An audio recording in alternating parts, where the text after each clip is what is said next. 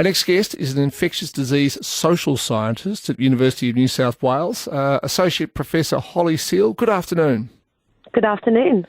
Well, there's a whole lot of ideas here, but first, why do you think Australians in particular are being so reluctant to get vaccinated?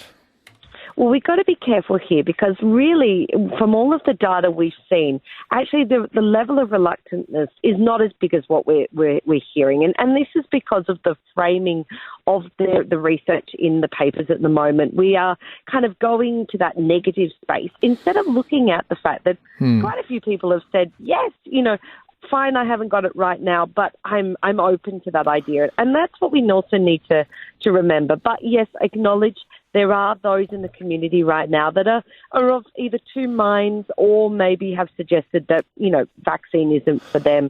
And that's okay. We're not going to get everybody, but we need to focus on those who are fence-sitters. Well, we might not get everybody, but at the moment, some studies suggest that we'll only get at best 50% of the population, which doesn't get close to the sort of herd immunity. So what do you think we should do? The options that I've heard raised in the past couple of days include some sort of prize for getting vaccinated. Like in Ohio in America, they're offering $1 million a week for 5 weeks to one random person who chooses to get vaccinated.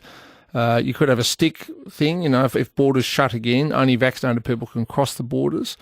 You could have other sorts of incentives. You could say to people, we're going to make it the same as the no jab, no play laws. If kids who don't get vaccinated can't go to kindergarten, could we have a similar penalty for adults? Or we could have an ad campaign. What do you think would shift the fence-sitters?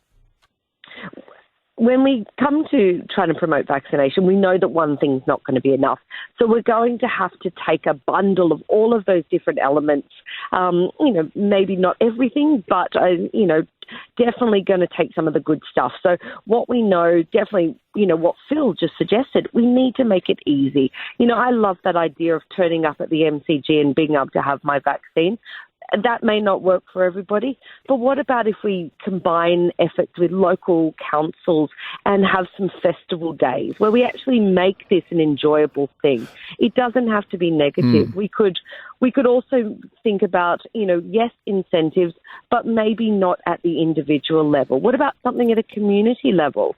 If you bring together a community group and demonstrate that you all get vaccinated, is there local grants that could be given? Well, maybe, although I think incentives tend to work pretty well when you offer the chance of someone winning a pot of gold or something like that. That does seem to work.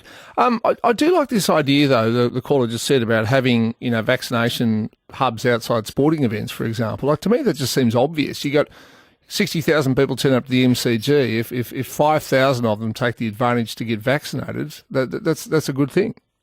That will work for some, but it won't work for everybody. We know that not everybody's a big fan of AFL, and that's okay. Oh, no. You don't understand. You're from up in Sydney. You don't realise how I am up in Sydney. Popular the AFL is.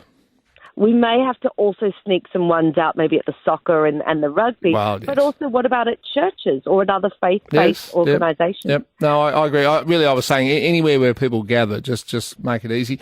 What about also, look, there's obviously nervousness about the AstraZeneca vaccine, which I think is misplaced. People are raving on about blood clots as though every second person is going to drop dead and die when they have it, which is clearly not true. And by the way, I've had the AstraZeneca vaccine.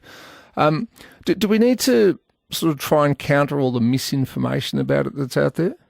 Yeah, look, we've got to do a bit more about misinformation and, those different quotes that you were providing kind of identify and highlight that, people are, either misinformed or misunderstanding the rate. And that's, not too surprising because that, that clinical information can be a lot of jargon and it's not always easy to interpret it. So, can we get some pictures out there instead of using the breakdowns by numbers? That may help. But, our research on misinformation showed that, there was over a million different hits or, tweets or, likes to different pieces of misinformation, and some of which was coming out of Australia. Yeah. And so we need to do more there. Okay. And what about like an ad campaign, like one of my producers mentioned the Grim Reaper campaign from the 80s. Then, of course, there's all down here in Victoria, we have the Transport Accident Commission had all these graphic car accident ads, which, said this is what happened if you drink and drive and have a crash and so forth. And it worked. What about something that reminds people, particularly in Melbourne, like how terrible the lockdown was last year? Hundreds of people dying, no one allowed out of their house, the Daily Dan press conference. How about reminding us how terrible that was, but we could fix all this up if we get vaccinated?